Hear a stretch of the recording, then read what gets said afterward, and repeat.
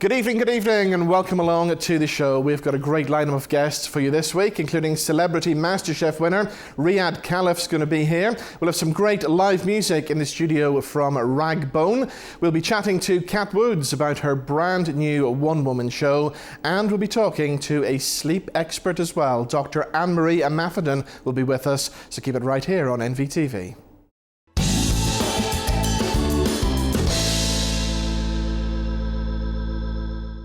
Well, let's meet our first two guests on the show this evening. These two are currently causing mayhem on the airwaves on a Saturday morning on their PM on Saturday show on Belfast at 24/7. They're out of the radio studio and they're here in the NVTV studios. Paul Martin and the lovely Jenny. Not as much mayhem as you cause here, though. I mean, you know, we're still trying to live up to that. So we're taking over. But you two have, because no celebrity is safe on your show. I mean, you just start phoning people up randomly.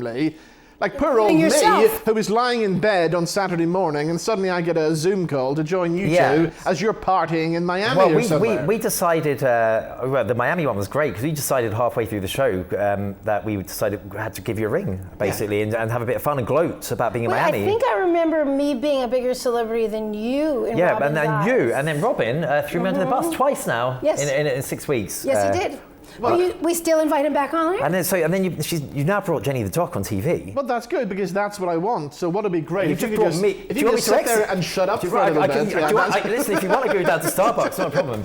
Get me a cinnamon dolce latte. No problem. Because I want to talk to you, because we haven't had you on the show before. And I mean, you're real show business. You've just landed on a flight into Dublin and right up to Belfast for this show, haven't you? Straight to the studio from the airport. That's amazing. Straight to the studio. That's amazing. So how are you finding doing the radio show then? You know what? I have never seen myself being on the radio. It's never something I've either been interested or thought about or even part of my life in any way. I work in medicine. I work in a children's hospital. Showbiz, radio, none of that was even on my mind ever in my life. And then when Paul was invited to do the Saturday PM on Saturday, we were driving from Donegal, and then he says to me, "No, I'm not doing PM on Saturday. You're my co-host." I said, "What? You're crazy. I can't be on radio. I work in pediatric surgery. What are you talking about?" But then I started doing it. You know what? I love it. Yeah. It is fun. Well, it's fun, but for you two, I mean, this is real showbiz. 1 minute you're in Miami. Yeah. The next minute you're doing the show live from the London Eye. That's right. The next minute you're in Venice or somewhere doing the show as well. Venice, you never know where you two are going to be. We're picking out live where our next road show is going to be. We are. We're going to draw it live on air. Out of all the, well, I'm not going to name the flight company, but a certain flight company goes to a lot of destinations, and we're going to pick one random destination and do the next road show from there. It could be Blackpool. Yeah. It could be Glasgow. Could be Liverpool. Or it could be somewhere really glamorous. And like Ibiza. And everything's real. What I will say is Jenny is taking it to like duck to water, and it's called PM on Saturday, but everybody knows that it's really duck to water. I'm working on my British accent. It's Jenny. It should be Jenny. So she's very good. Do you want to say any others? Humidity. Okay, that's one of my favourites. Miami has a lot of humidity. Yeah, so she's getting there, right? What I loved was the week that Tim McGarry was on the show, trying to get you to learn the Northern Ireland phrases. You see, I thought, at this point we've been dating 2.5 years. I've been to Northern Ireland once a month in those 2.5 years. I thought I was an expert, you know? I've met so many people from Northern Ireland. I thought I have this no problem. And then he gave me a quiz on Northern Ireland I bet sayings. Robin, I know Robin, I bet he's got a clip of it here. I've got a little clip, should we play it? Yeah. If you want to. Here it is. Tim, Jenny's future, live on PM on Saturday morning, is now in your hands. Right, okay. Now, Jenny, if I was to say to you, Paul Martin, how would you describe Paul Martin? If I said to you, Paul Martin is a melter, A melter. What would you think I was saying that he was a melter?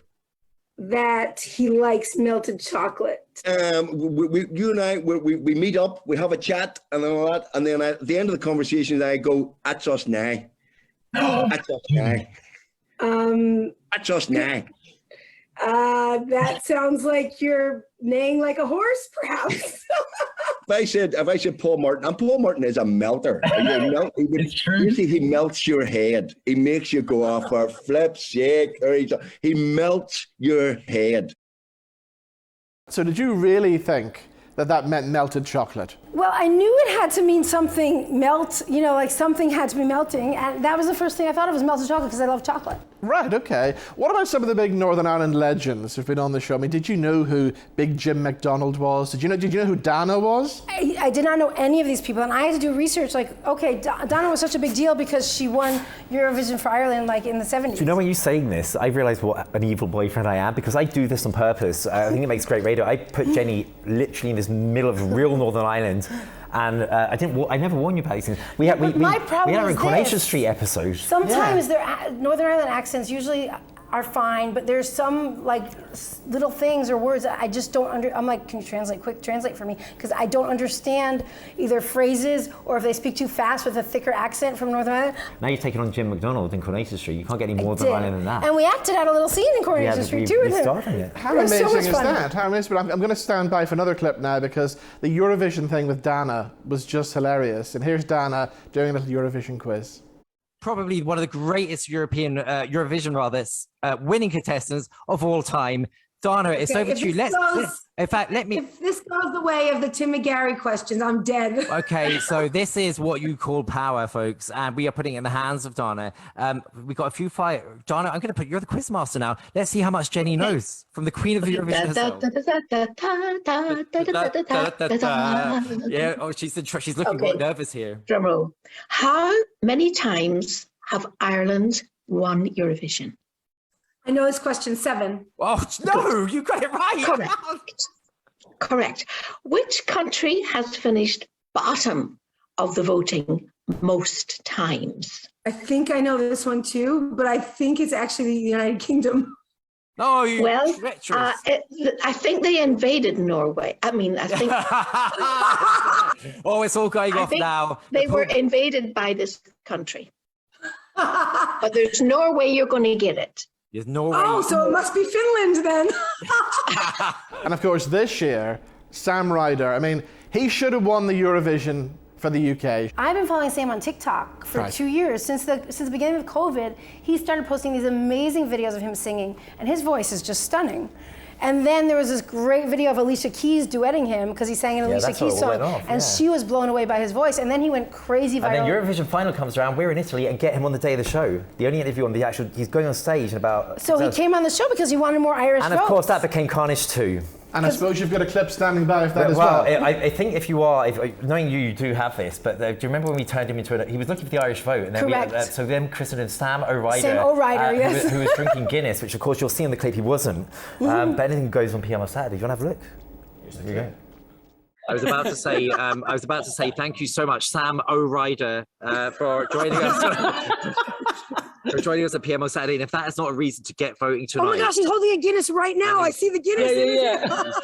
Brilliant clip of Sam O'Rider. Sam O'Rider. Sam O'Rider. And now Eurovision is going to be in the UK. Oh, and it has to be in Belfast. I campaigned for this last week with Kim Kelly. We've done the MTV Awards, we have the hotels, we have the SSE, we have Robin to present it. Yeah. It's a home run. I think it's a no-brainer, guys. It's a no-brainer, guys. Belfast if for you're Eurovision. listening, delegation, people out there, Belfast is where it's at, and man. definitely Robin. And Robin's going to host it. Robin for a fee. Oh, yeah. Exactly, because of course, I mean, I must say as well, I am pretty busy with the hosting duties at the minute. You can't fit it in. And I can, well, I will fit that in, but I believe you two are now going to be joining me on the 2nd of September in the Culloden Hotel. Yes. The Northern Ireland Cosmetic Awards, which myself and Vanessa Feltz are hosting. You guys are getting involved now as well. Well, we've been asked to present I was just informed last week live on air that I am presenting an award. I'm very excited. We're going to present an award. But I can't believe you're going to accept to present the award after phoning me on the air on Saturday and having a go at me about a certain story that appeared in the Sunday World. Okay, so I'm sitting in the studio last week, live on air, and there's papers sit around our studio. You know this, Robin, like loads of newspapers, and I saw Robin's face like beaming out from a surgical chair. Yeah. And I thought, we are very much in the moment. And it's you talking about how cosmetic procedures, anti-wrinkling treatments, and how, the greatest thing in the world, and how everybody should get them. Then what did Robin say to you? Well, hold on, I thought it was a joke. So he rang him live on it. We got him live on air. Jenny scrambled, gets him live on air. Because I knew he'd pick up for me, not for you. Well, exactly. I always pick up for you. Exactly. Always. That is true. Do you know what? That is true. This is why you're on the show.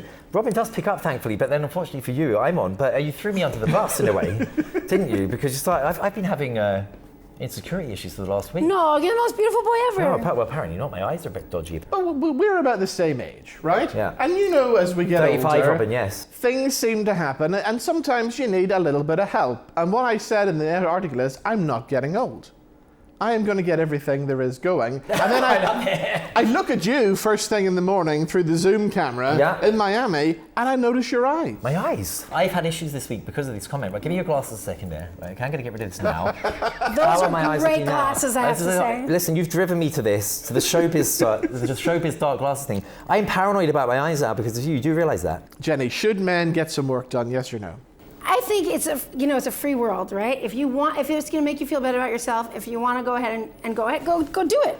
The only problem is you kind of get stuck into having to keep up with it, because once you start, you can't stop. That's what I hear from everybody. Yeah. So if you're ready to invest the time, money, etc., can I ask you that a makes you question? happy, go for it. You can ask me a question. Well, I mean, yes. you are Mr. Cosmetic Procedures now. Mr. Cosmetic Procedures. And Mr. Anti-wrinkling cream to the point, or treatments rather, to the point that you can actually almost demand last week on the show that I have to have some done, right? I'm not ruling it out, it might make good radio. But you live by this, that it works, you don't look, do you not get a bit of a shiny face? I saw you once with a shiny face. That was when I just had it done, so yeah. It takes a day or two to Everybody fade. go off and get your shiny face. You go a bit shiny at the No, it start. takes like a day to fade, and then you're fine. Simon Cowell, looking fabulous. Your mate, Louis Walsh. That's true.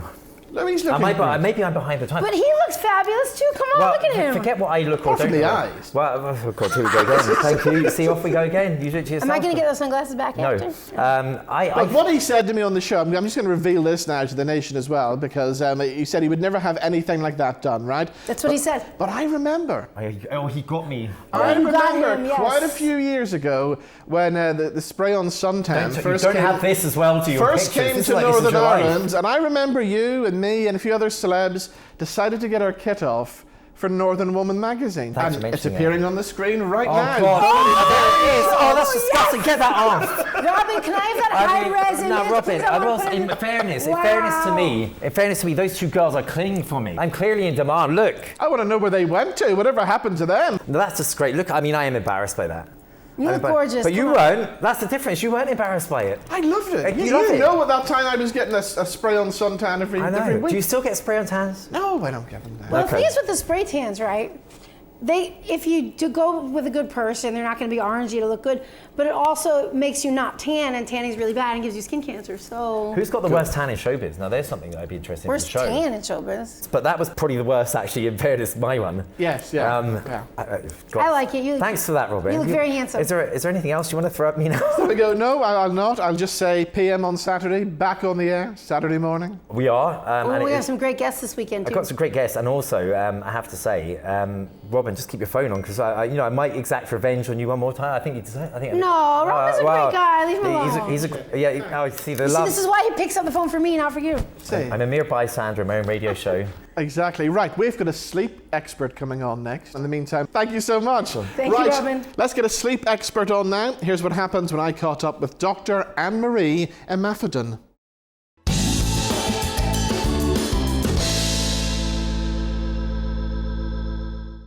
Now, according to new research, we apparently wake up in a bad mood twice every week, and experts have now discovered the formula for making sure that you start your day off on the right side of the bed.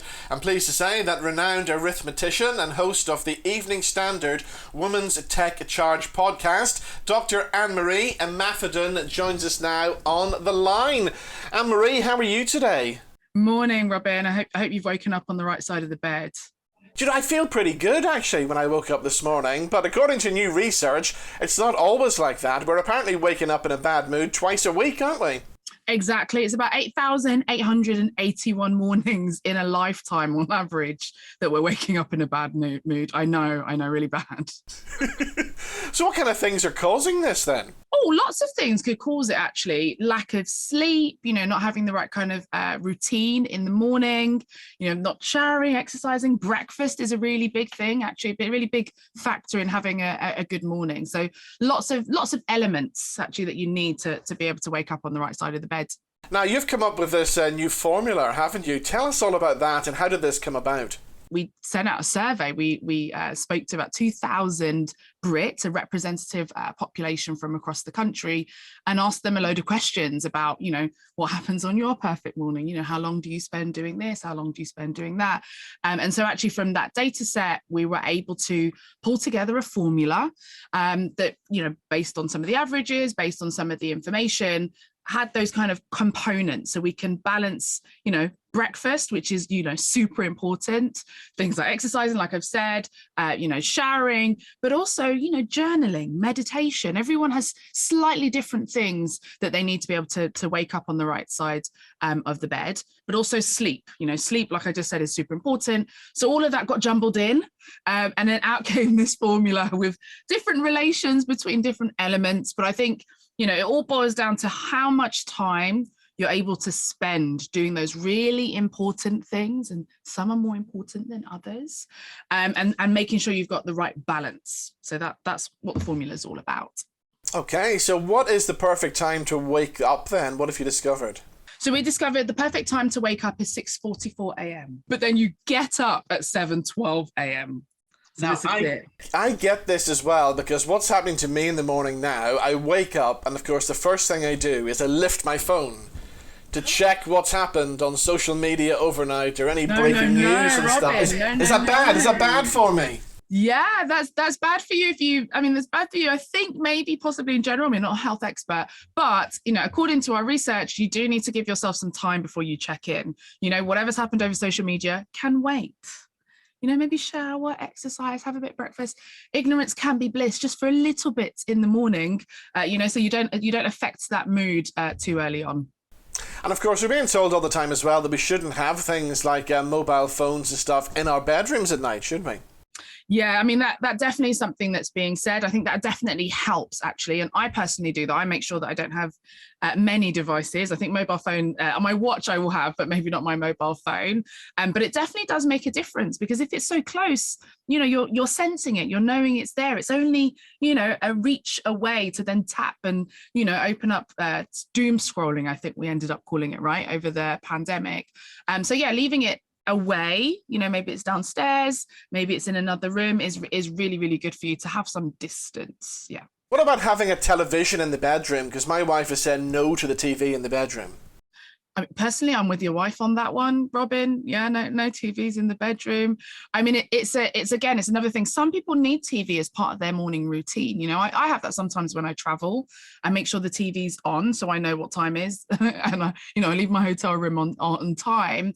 But again, you know, you need quiet time. You might need quiet time. You need shower. You need exercise. You know, all these things are what is needed, and we've got it in the formula under C. So there's an extra, you know, special, unique combination really that stands for that. Maybe the TV, maybe the phone, whatever else it is might be there, but it's the core components. Make sure you're sleeping the right number of hours, make sure you're waking up and getting up at the right time, and then showering top to bottom as well, exercising and breakfast, and giving yourself time to get ready as well. 37 minutes to get ready, we've said. So that's what the research has said anyway. So yeah, just you know, work on it. Everyone has their own slightly different version. So I think, you know, you and your wife, Robin, you should definitely figure some out, get the formula out and get giving it a go. I'm finding as well, more people that I know are starting to get up even earlier these days to try and fit in as much as they can before they start the old 9 to 5 workday job. Yeah, definitely. And I think even more so now that we're commuting, you know, you need more time in the morning. I think, you know, when we look at the formula, the amount of hours you sleep is quite important. And so if you know you're waking up early, go to bed earlier. I mean, it's a really big thing. I'm known amongst my friends, I go to bed very early because I have a routine. I like to bed down, I like to ease myself into sleep. And so actually, yeah, if you're getting up earlier, make sure you're sleeping earlier, because you still need that time to refresh, to renew, right? To rest. It's so important. And it helps you, you know, it's a big, like I said, it's a big factor of waking up on the right side of the bed in the morning. So how many hours of sleep at night should we be getting then?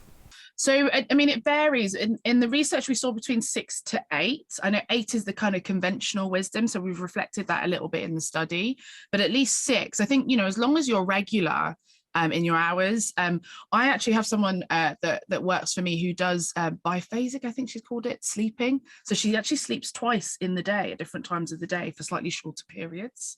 And that works for her. So there's all kinds of different things. But again, it's the quantity. Find out what works for you and when, but it's the quantity of hours that's really important. Well, we did have a pretty hectic week earlier on this week, and we did actually take a little nap in the afternoon, round about 3 o'clock for about an hour and a half, 90 minutes, and it worked. We felt great after it. Exactly. And then maybe you can have some breakfast. Maybe you can grab a bowl of Special K crunchy oat granola just after that at 4 o'clock. 4, 5, 6, why not? Second breakfast. That sounds like a plan. So we should all be eating a healthy breakfast then. Forget about the fried food and stuff like that then. A healthy breakfast, something that's balanced is really, really important. Talk to your nutritionist, have a chat to your doctor. What are the different elements, the different vitamins, all of that kind of stuff. There's lots that you should, but yeah, get a good breakfast, get a good balanced breakfast. Definitely important. And what about exercise in the mornings? I do like a walk sometimes, but I'm thinking about maybe going swimming a couple of times a week. I think, yeah, definitely different options. I mean, I can't swim, and I do walk quite a lot, but I think, we had it in the formula. It's about 21 minutes actually was the kind of average from the research. I do about half an hour, try and do half an hour every morning. And you do want to vary it. I think, if you're walking, if you're swimming, those very cardio based, you might want to do a little bit of strength.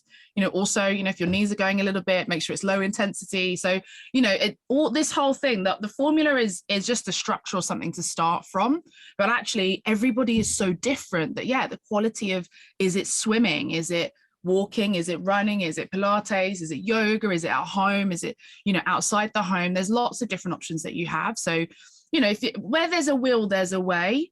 And so, we don't have to have those 8,881 mornings. We can cut that number down, when we're intentional about it. You win. You're the main winner when you wake up on the right side of the bed. That is a lot of bad moods when you think about it. 8,881, isn't it? It's a lot of bad moods in one lifetime for one person. But I see that because there was a time I used to have to commute on the train into Belfast every morning, and it was a very early train. It was the first train out, and you see the same miserable faces on the train every morning complaining about the same things every day, and the conversations never changed. It was how awful this is in work, how awful my computer is in work, how awful my work colleagues are. So yeah, I'd want to see that again. I mean, this is it. I mean, can you imagine? I don't know where you started, but that train from Derry to Belfast. I've done that trip before, and you've got some beautiful scenery. So maybe you should look out the window, right? I mean, that will put you in a good mood. But we complaining, funnily enough, wasn't on the list that came up in the research for people to be in a good mood and wake up on the right side. But maybe journaling, maybe a bit of Wordle, maybe having a bit of a nice conversation with the people that are around you. I mean, maybe that's something for us to have a chat with the folks that run the trains. Maybe that's what we can kind of have some inspiration maybe from the scenery and have some conversation starters to get people thinking positively and enjoying. Belfast is a brilliant place. Imagine that being your destination. That would put me in a good mood anyway. So are you a regular visitor here then? I'm always there. We're back in October. I think I was in Derry in February or March actually. But yeah, I come all the time. Let us know. We'll get you into the studio next time you're here. We'll have a chat. Anne-Marie, some great advice there. It's been great talking to you. Thank you so much for joining us. And you. Thanks, Robin. Thank you.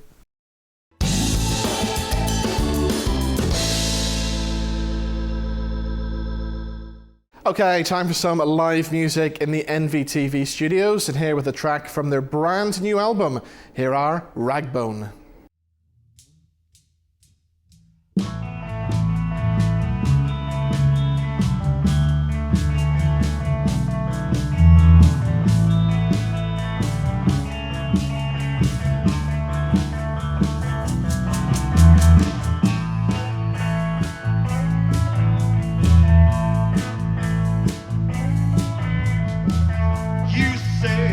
Something over there, and I said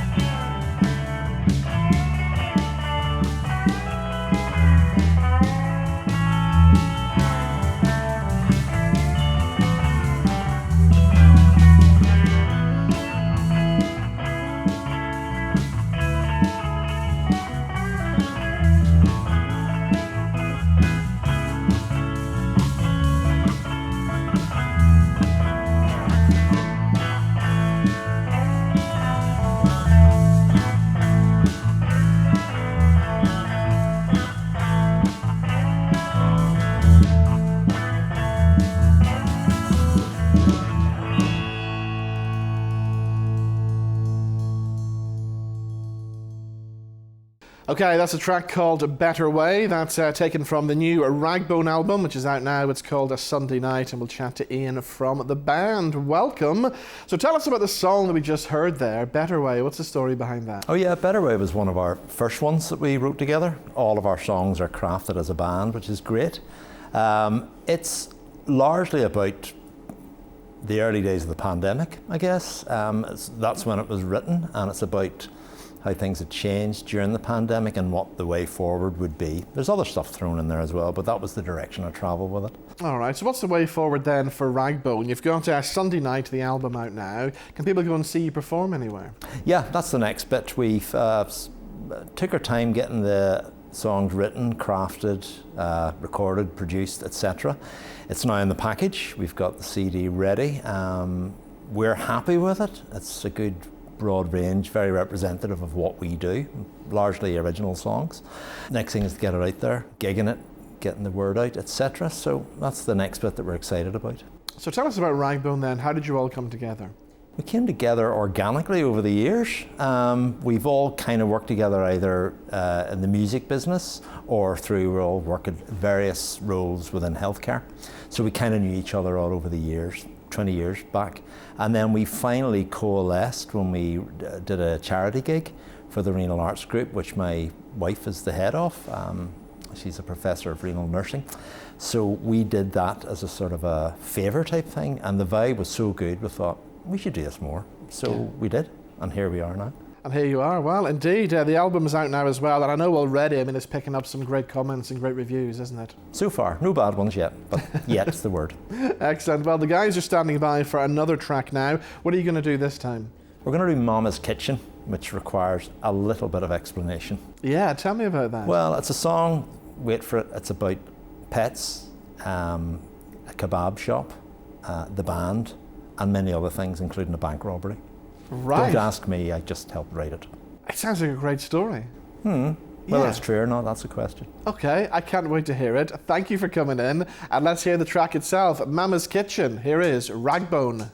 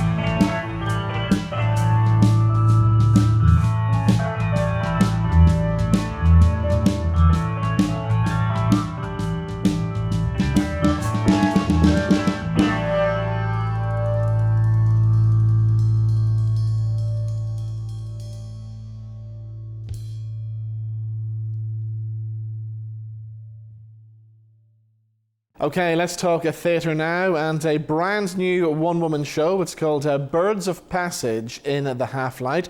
It's by award-winning writer Cat Woods. We'll find out all about it because Cat joins us in the studio. How are you? Hey, Robin. Thank you for coming in. So this sounds very exciting, and you're off to the Edinburgh Festival with this show as well. Yes, we are. This is my 5th Edinburgh Fringe, so I keep forgetting every time I go, like the process of nerves. So we're halfway through the rehearsal process at the moment, and like my nerves are gone already. Need to get Andrex on the phone. Of course, the Edinburgh Festival is something very special. I've only done it once, but it seems this year there's more Northern Ireland acts than ever before going. Yeah, we have an incredible cohort going. You have the guys at Green Shoot who are doing In the Name of the Sun, and they're brilliant. Yeah. And it's a brilliant show, and Sean Blaney is an incredible actor. And you've got the girls, the power team of Gina and Sean that do Two Fingers Up. And there's just this, it feels like we're a collective more than individual acts going over, and it's so supportive and it's great to have. So tell us about Birds of Passage in the Half-Light then. What's all this about? So Birds of Passage in the Half-Light is a piece of theatre that I've been trying to write since I read information about the mother and baby home in Tuam and the incredible warrior woman, Catherine Corliss. And at the beginning, I was collating information about that specific traumatic event.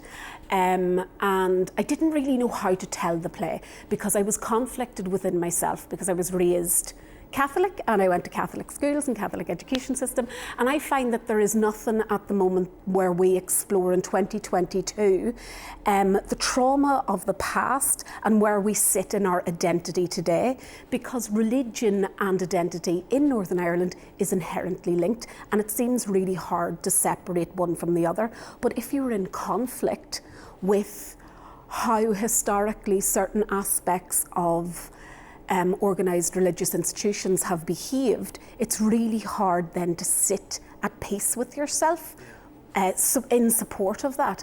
And I'm not saying that, the whole institution is, rotten at the core. There are good aspects, and faith is a beautiful thing, and I have a lot of faith, as does my mother, but I think that I need to explore that separately. So whenever I was commissioned to write this play that by the incredible Patrick O'Reilly at Tinderbox Theatre, big shout out to him because he has been amazing on this journey, I discovered that the piece was more to do with shame that I have felt with my religious affiliation, and I wanted to explore that. And then it became more about a rallying cry for women and how we have been treated and how we feel.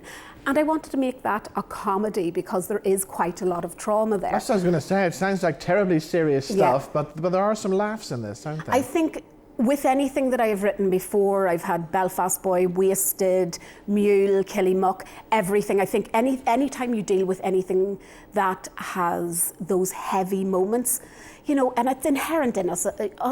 We as Northern Irish post-conflict society, we need those laughs to get through what we have been through. Yeah. Otherwise we wouldn't be standing. And that's the power of great storytelling. You need the light with the shade. You need those moments of happy and joy. And I wanted to create something where it was like a battle cry, going forward, and something that we can build upon and take it into the future for future generations to come. So as well as this being a one-woman show, you're also using some kind of multimedia stuff in this as well, aren't you? Yeah, this is the most exciting thing I've ever done in my life, is try and create animation with I can't talk highly enough about Fergus Wakala Kelly. He is phenomenal at what he does, and I implore anyone to employ him because he's so good. He's like anything that I have said that has popped into my brain, and I'm trying to talk out what I'm trying to type it out, and I don't know how to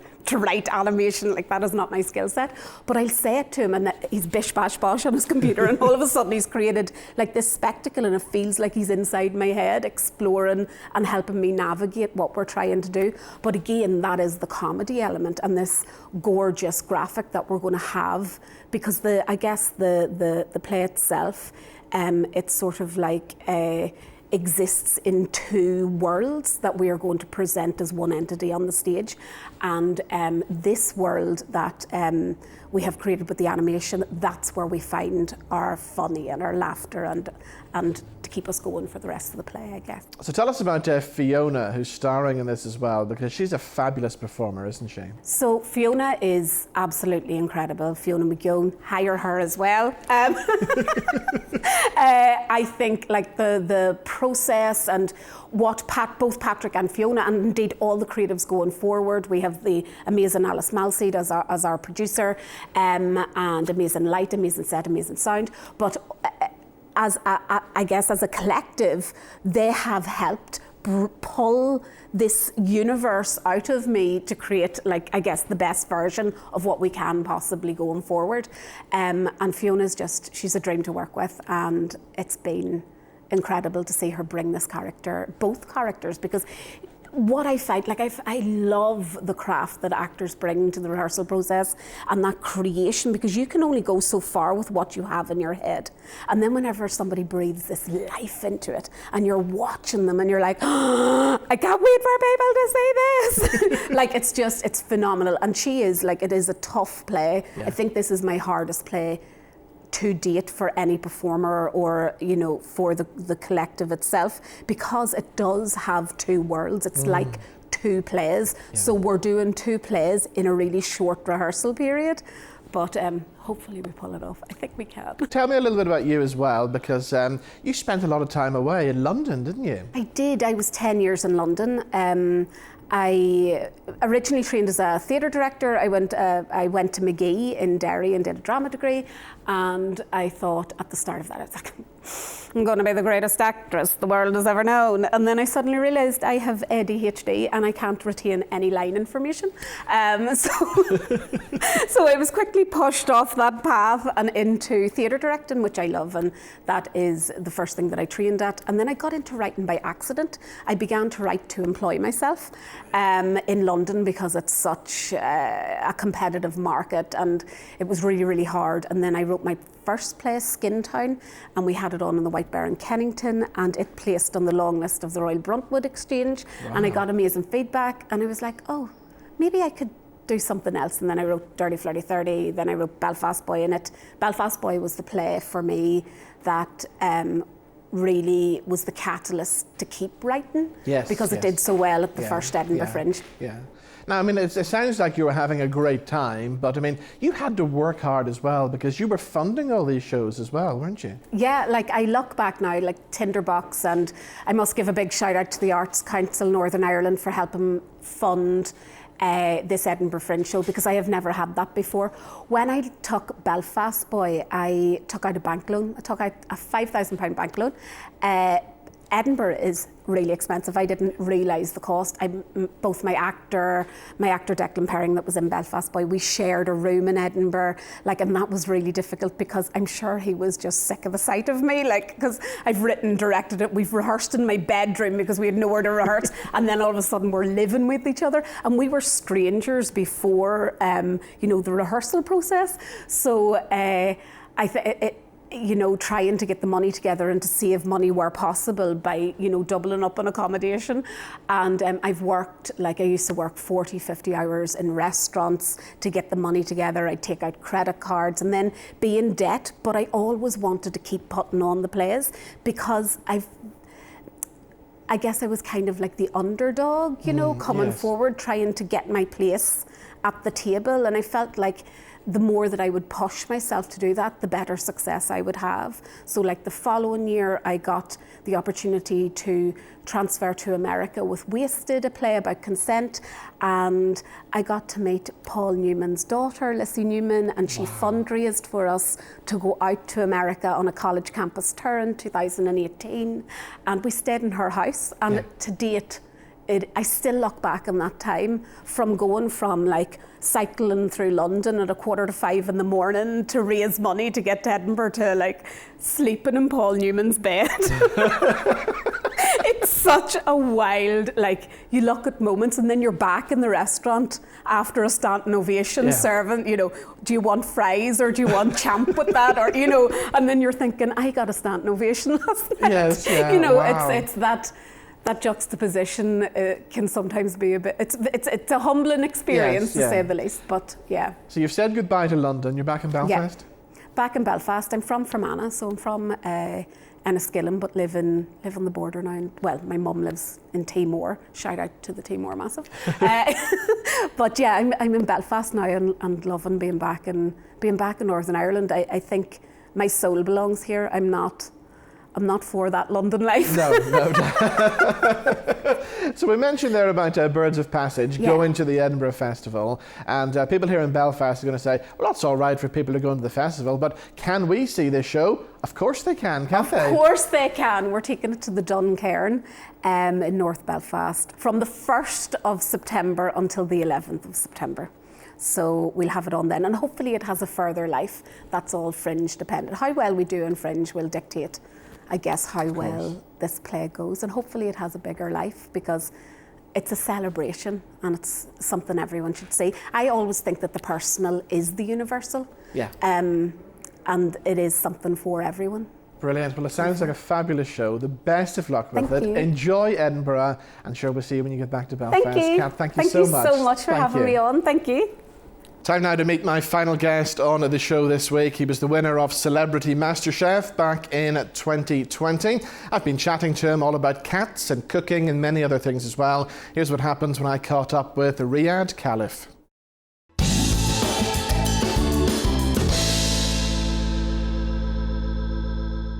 So Riyadh, thank you for joining us on the show today. Lots of people, of course, will remember you from winning Celebrity MasterChef for all your YouTube stuff. But today, you're doing something a little bit different, the Cat Awards. Yeah, the National Cat Awards. I mean, a lot of people know now because I plaster my own cat all over social media, but I'm an absolute cat lover.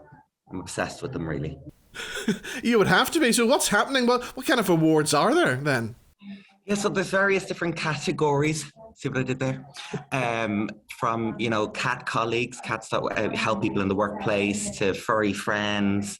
I think there are 4 finalist categories, and then the overall sort of Cat of the Year award, which I don't even know who won that yet. I'm going to know, like at the Oscars, when we open the envelope up on stage. So it's all very exciting. I, of course, voted for one of them, who shall remain nameless for the moment. Of course, and we're talking about everything we're talking about cats who've done brave things as well. I know there's a cat from Northern Ireland who did a brave feat, didn't he?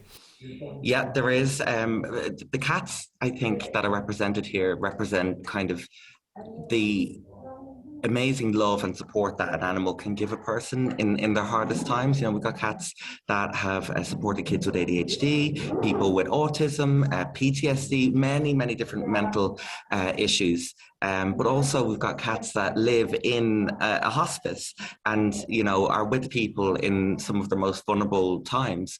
So, I think overall cats need a new publicist.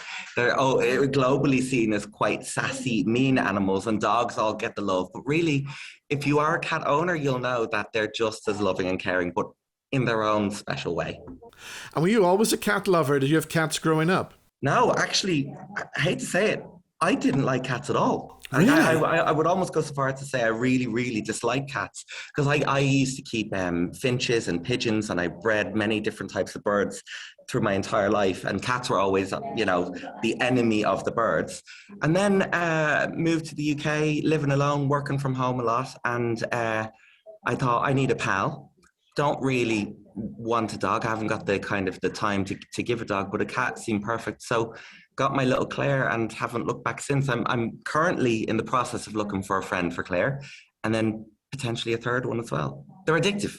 Yeah, okay, brilliant, all right. So can you believe it's been 2 years since Celebrity MasterChef then?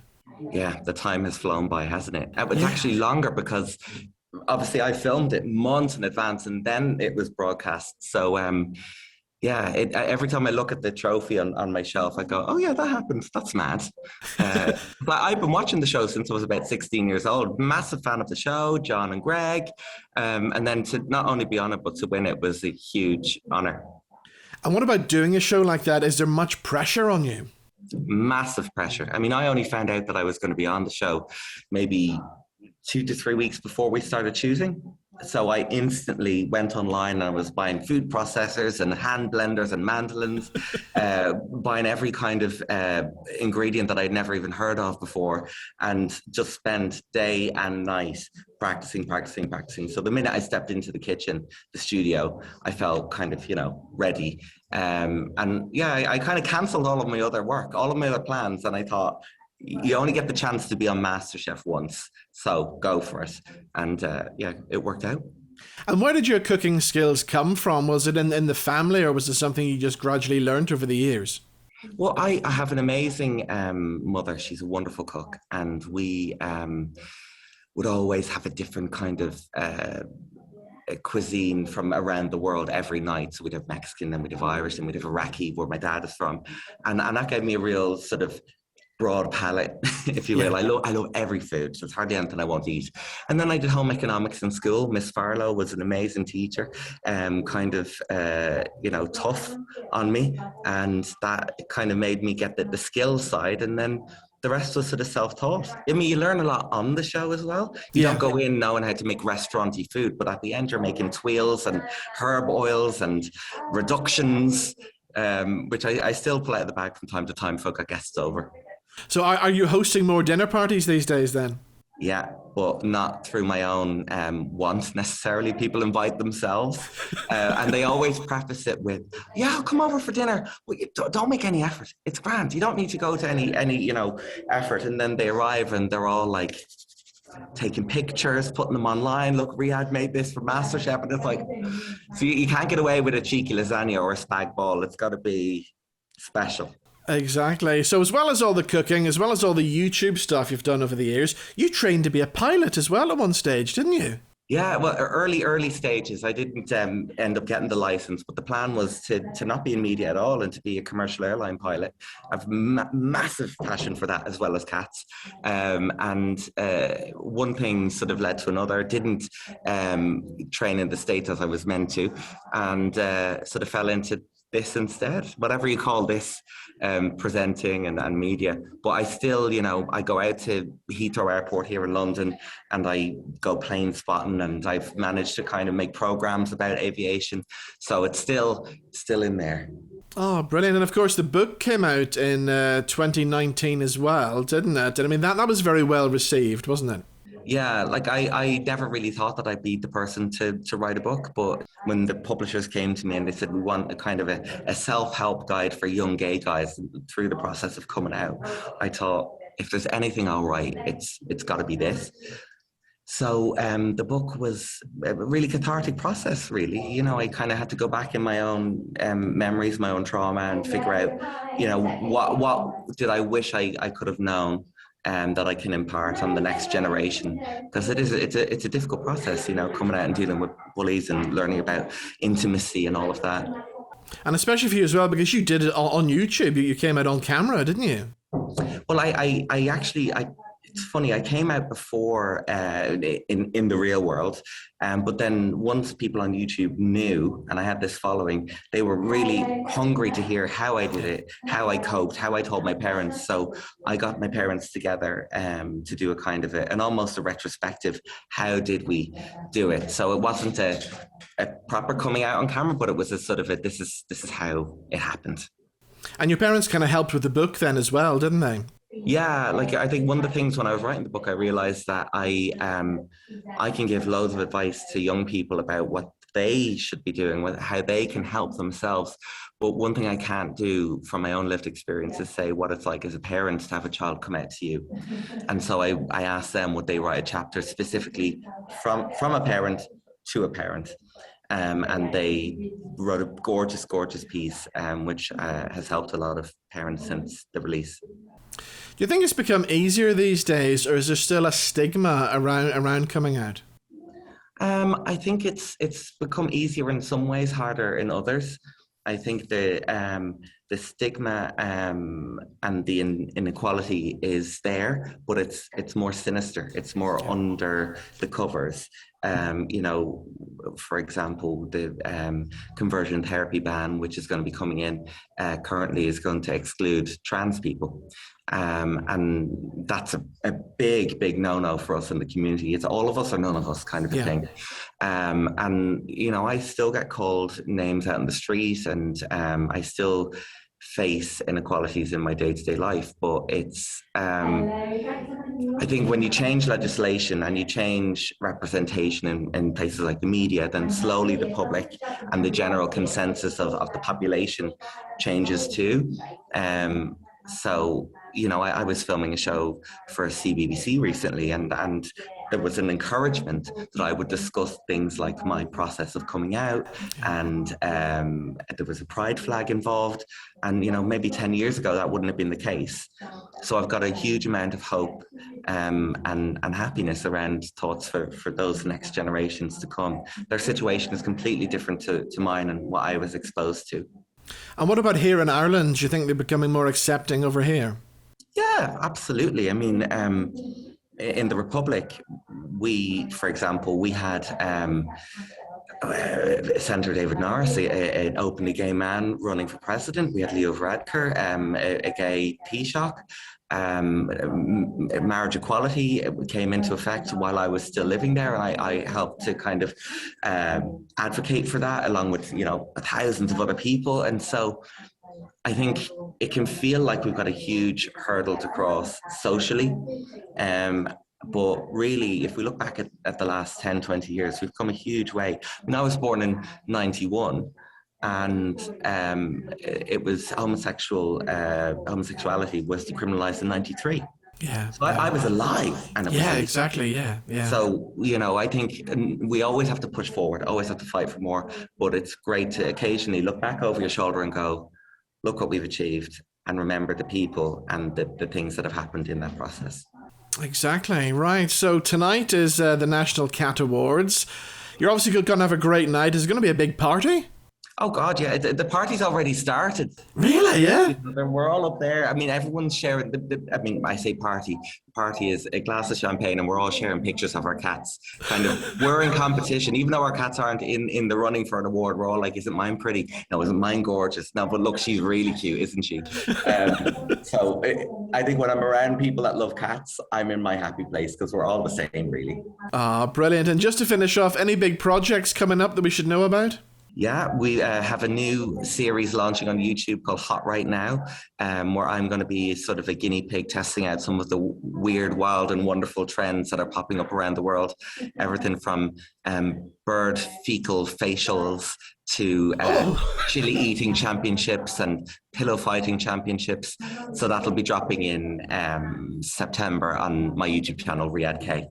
Brilliant. We look forward to that, Riyadh. It's been great talking to you. Thank you so much for joining us. You too. Thanks a lot, Robin.